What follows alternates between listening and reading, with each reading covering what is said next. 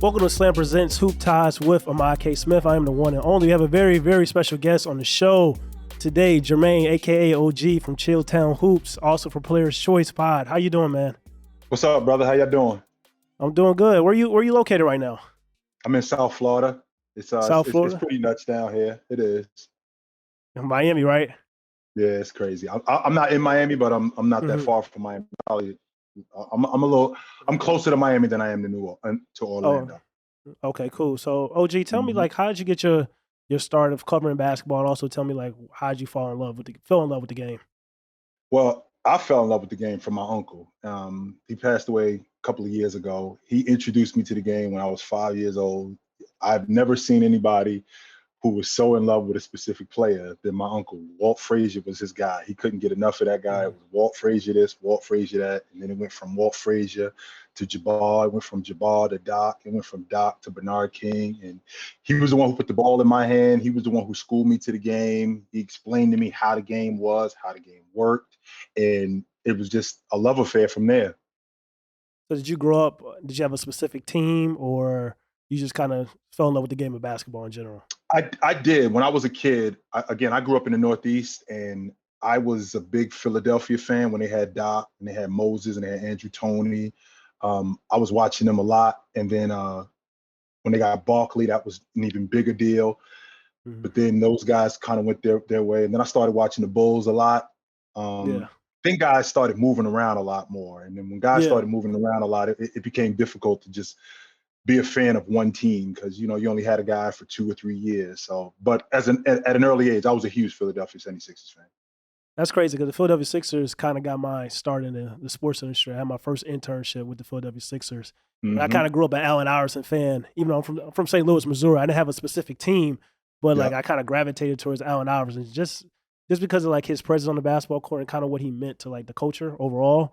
So definitely respect growing up, representing the Philadelphia Sixers. But let's get right into it. NBA Finals. You're in South Florida right now. We know the Heat are going to the finals. They just beat Boston, beat them down.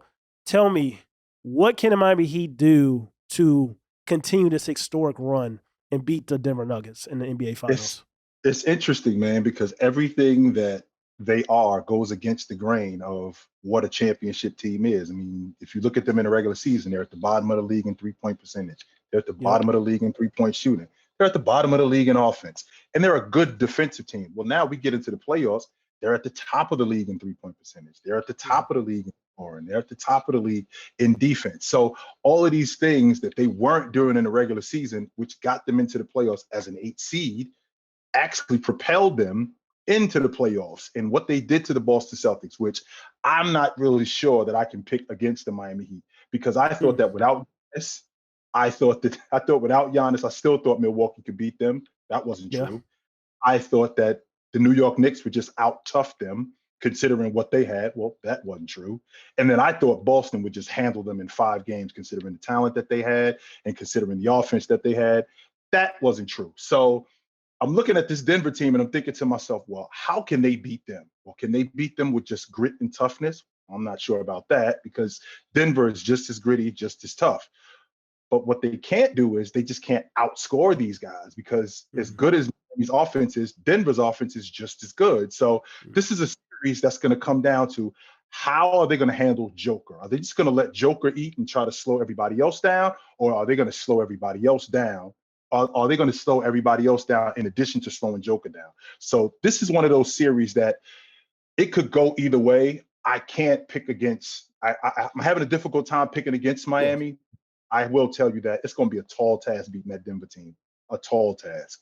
Yeah, I definitely agree. You brought up Nikola Jokic, and you talk about maybe the game plan of maybe let Joker eat and then kind of try to stop everybody else. But I don't really think you're gonna like kind of stop Nikola Jokic. But it's just like, for a defensive standpoint, what I like about the Miami Heat is kind of they throw different coverages. I think that's kind of like the game plan, the format they're gonna have to do against the Denver Nuggets: throw zone, kind of play man, play full court, and things of that nature. But for some matchups of, let's say, Nikola Jokic and Bam Adebayo, let's say Bam's guarding Nikola Jokic, what are some things he needs to do to kind of like stop Nikola Jokic he's going to get his, but not being making things more difficult?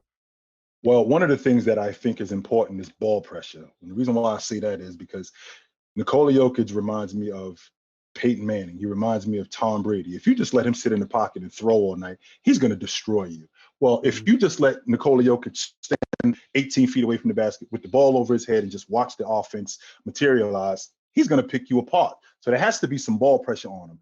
Problem with that is that you can't crowd him too much because he's good enough, he's fast enough, he's athletic enough where he can get around you. Not only can he get to the basket, but he can get into the mid-range. He can get into the mid-post and he can be effective there. So if he's going to do that, then you're going to have a really tough time at least slowing him down. Forget stopping him. So I think you got to switch up your coverages with him more than anything. So one of the things that I think is really important is just getting ball coverage on, getting ball pressure on him, and not just getting ball pressure on him, getting ball pressure on him early and often. Yeah, I definitely agree, because sometimes we see him play the point center position. He's bringing the ball to the floor. Nobody's really on him, stuff like that. I think that's very smart. Put a body on him, make him feel you early on, and then keep switching. I feel like the Los Angeles Lakers, even though they lost the series against the Denver Nuggets, I kind of like what they were doing where they had Rui Hachimura kind of guarding him and kind of letting Anthony Davis roam. Maybe you do that strategy as well. Maybe you say, like, I don't know, maybe Caleb Martin. All right, you're going to play on some possessions, and then we're going to have Bam roaming the paint and things of that nature. But for us, like, other X factors in this series, who's a guy that has to play big for the Denver Nuggets and also has to play big for the Miami Heat that most of your casual fans wouldn't expect, that's going to help them propel either team to kind of reach the mountaintop?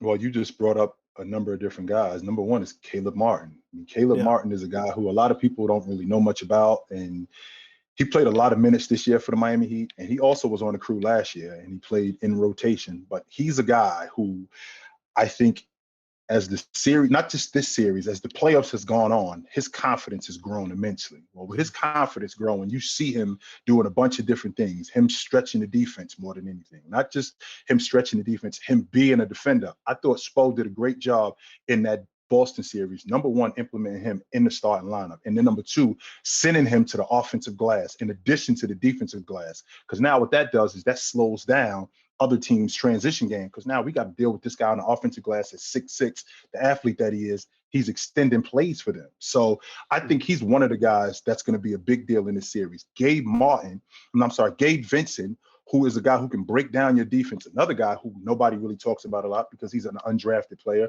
He's a guy who's also developing a lot of confidence, and him getting in the mid range, in addition to shooting the long ball. I think he's going to be huge. One of the guys that we haven't talked about, who is basically a forgotten man because now he's in the rotation, that's Kyle Lowry.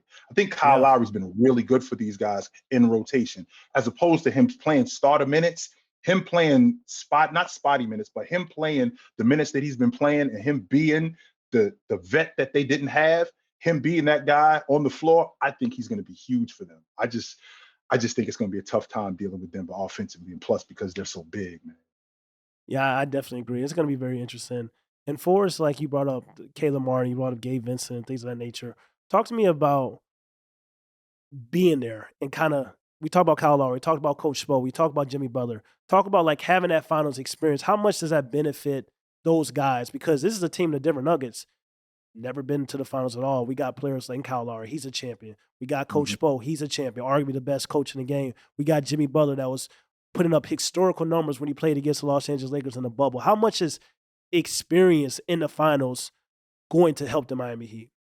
Well, I think experience is going to help them, but I mean, as good as you are, the fact that you aren't experienced, it doesn't hurt you that much until you actually get that experience. And they need that. The Miami Heat absolutely need that. And they got a coach who is a championship coach. Their leader, not only is Jimmy Butler been to the NBA Finals, he's led teams deep into the playoffs. So just off of that alone, you got a guy that's essentially saying, listen, I don't have enough heart for me. I don't have enough heart for you. I got enough heart for every last one of you in here.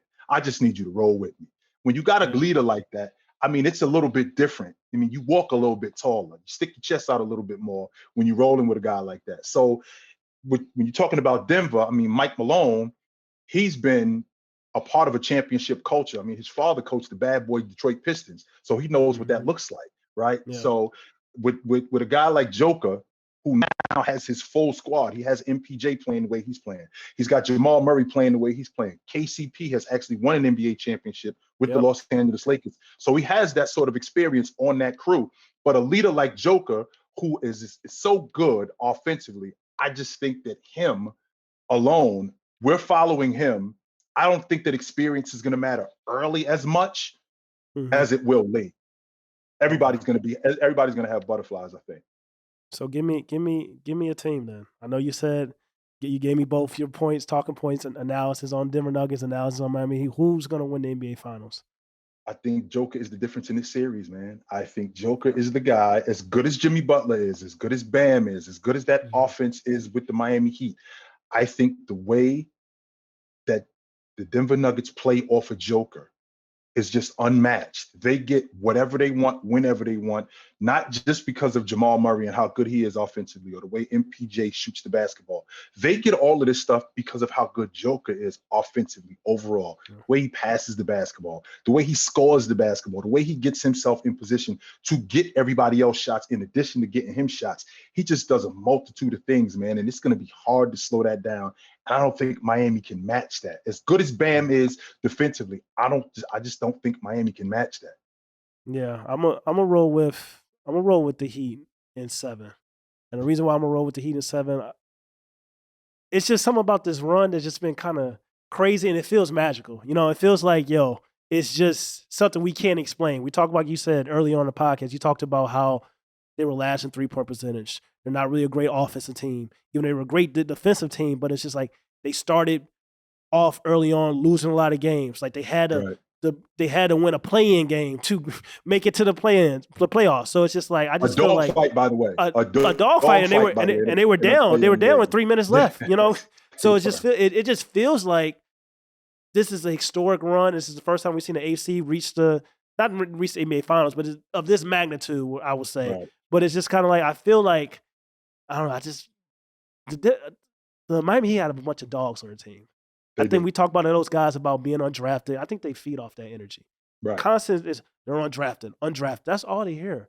But those guys, they're undrafted, but they made their way to the NBA. They made their way to the 450 players in this league. It's just like, it's a reason why, like, they're in the NBA. They have that dog mentality. Coach Spo has that dog mentality. Also, Jimmy Butler has that dog mentality. So I'm going to roll with the Miami Heat in 7 games. Now, I want to ask you, OG. Now, it came out, Dwight Howard said an interesting comment about Nikola Jokic. He said in his peak, in his prime, he feels like he's a better player than Nikola Jokic. I want to know what's your opinion on that. Well, what he said was he would dominate Joker.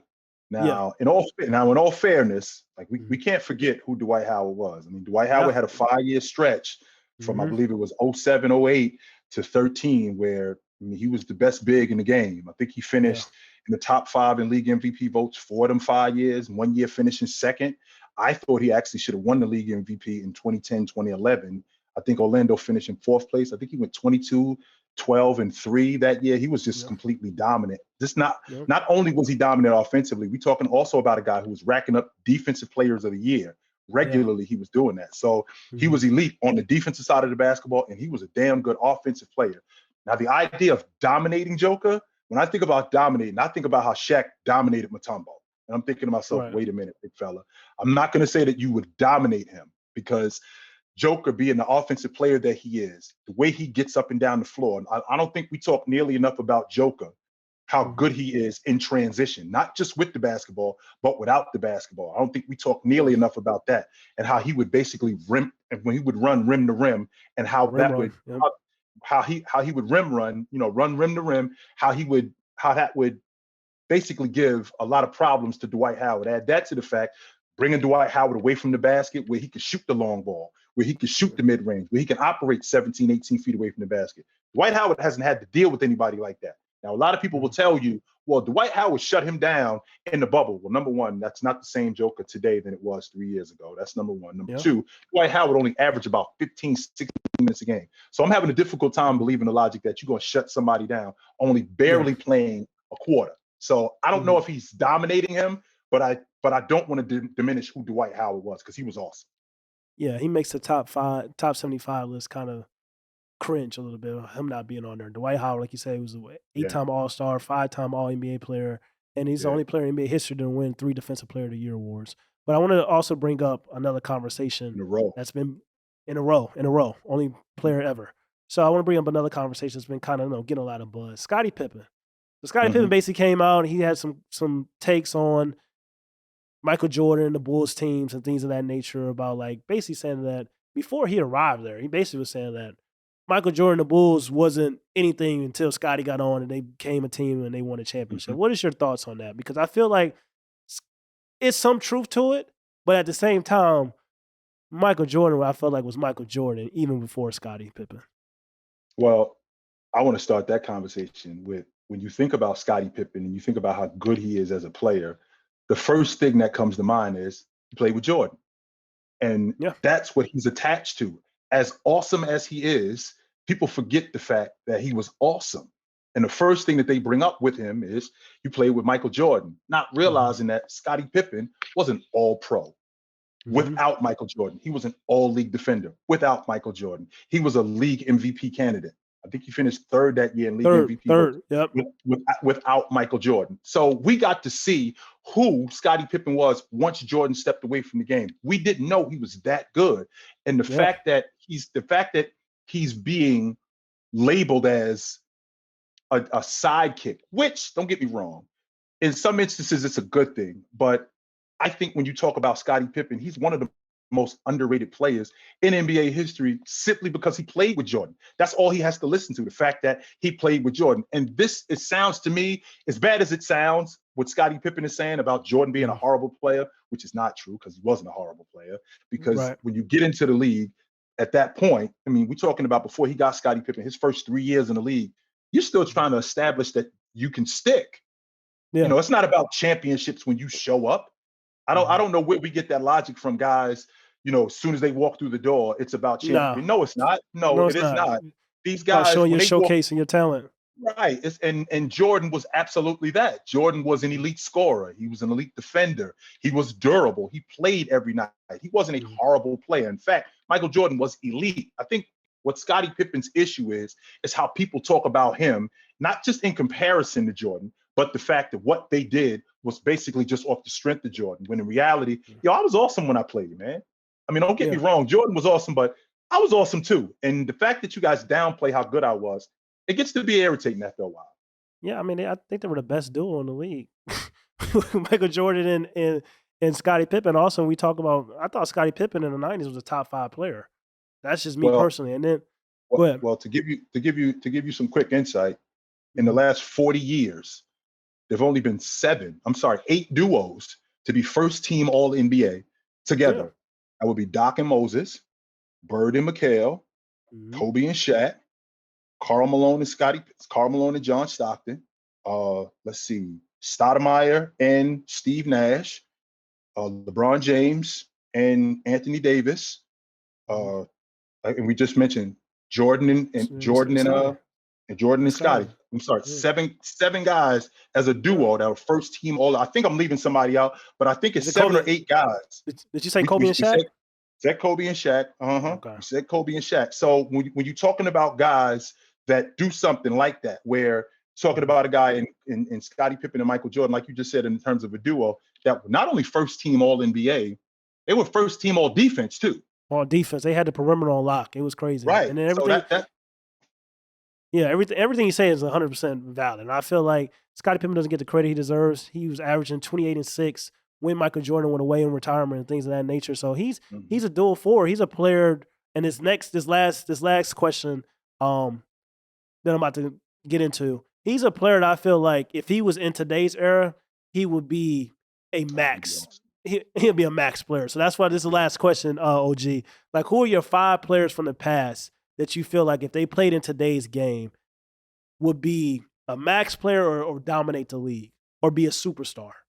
There's a few of them. I think that this game is tailored for a lot of guys who Mhm. played when I was coming up. I think Magic would be fantastic in today's game. As fast as the game is, the big guard that he is, the distributor that he is, where he played in the mid-range, how he played in the open floor, how wide open the game is, getting three-point shooters, shots like that, not just getting three-point shooters shots like that, getting bigs involved in the game like that, like he would. I think Magic would be fantastic in the game today. I think Larry Bird would be awesome in today's game, considering how smart he is. Yeah, how smart he is and how skilled he is. I think he would be fantastic. My favorite player, with the exception of James and Jordan, my favorite player, I think Dominique Wilkins would destroy this league if he played in today's game. I think Dominique Wilkins would kill anybody in front of him, considering the bucket getter that he was. Not just the bucket getter that he was. The fact that you can't really put hands on guys and you have to play through, you didn't have to play through contact today as much as you did back then. I think Dominique Wilkins would destroy this game today. I think Hakeem Olajuwon would be fantastic, playing in the mid post, playing in the mid range, the transition player that he is, the offensive player that he is on the block, the defensive player that he is, not just the rebounder, but the paint presence that he is. I think he would be fantastic. That's just to name a few. I think Barkley would be awesome in today's game. I think Malone would be awesome in today's game. There aren't many guys that I look back at during that time that I'm thinking to myself, I'm not sure that he could play. There are plenty of guys that I look back on, Terry Cummings, Alex English, I think Bernard King. These are plenty of guys that I think today would be, and point guards in particular, I think John Stockton would be awesome in today's game. So there are a lot of guys that I think today that played back then would be awesome in today's game, Mark Price included. Give me a couple role players. Like you named a lot of stars that in the 90s and in the past and things of that nature. Give me a couple role players, because a guy that I feel like would be incredible in this game played on Chicago Bulls. It wasn't Scottie, it wasn't Michael Jordan, it was Tony Kukoc. I feel like he was a decade early for the European surge. And to be honest, there's no Luka Doncic without Tony Kukoc. Tony Kukoc was a 6'10" forward that can handle the ball, that can pass the ball, and that can shoot. And we talked about like being on the Chicago Bulls, and a lot of players in the Chicago Bulls, if they had their own team, or if they was in another situation, I feel like they would be dominating, similar to some of the players that we talked about. So give me like two more role players that you feel like would be a star level in this era. So a role player, because again, we're talking about a game that's offensively driven. We're talking about a game that you play wide open. I think Derek McKee would be awesome in today's game. Derek McKee, who used to play for the Indiana Pacers, 6'10", could shoot the long ball, could get to the basket. I think he would be awesome in today's game. Another guy who I also think would be awesome in today's game, I think Anthony Mason would be fantastic. I think Anthony Mason, what he did was he enhanced, like Scottie Pippen, he enhanced the point forward logic, where a guy at 6'7", 6'8" could handle the basketball and get other people involved. And I think Anthony Mason, one of the bruisers who could think Julius Randle, except a better offensive player. I think that's what I'm looking at when I think about a guy like Anthony Mason. I think he would be awesome in today's game. Him and a guy like Derek McKee. Okay. Definitely. Well, Jermaine, I want to thank you for coming on, man. Absolutely, brother. Thank you so much, dropping your knowledge, especially having a guy that's like knows the historic game, because it's easy to talk about and have people on and talks about like the modern game, but it's always important to pay homage to the past as well. And you definitely did that on this podcast. Yep. So let everybody know on Slam where we can follow you and all your content. I'm on the Players Choice on YouTube. I'm on the Players Choice Network. The show's called The Panel. It's on 11 Eastern.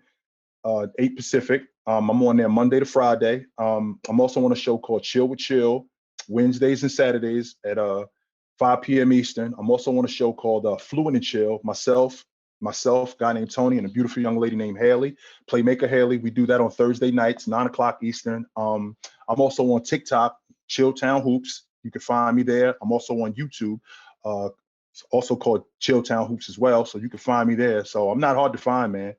This is what I'm doing. Thank you. We definitely appreciate it. Jermaine, Chilltown Hoops. We're going, man. Peace. Yep. Thanks, brother.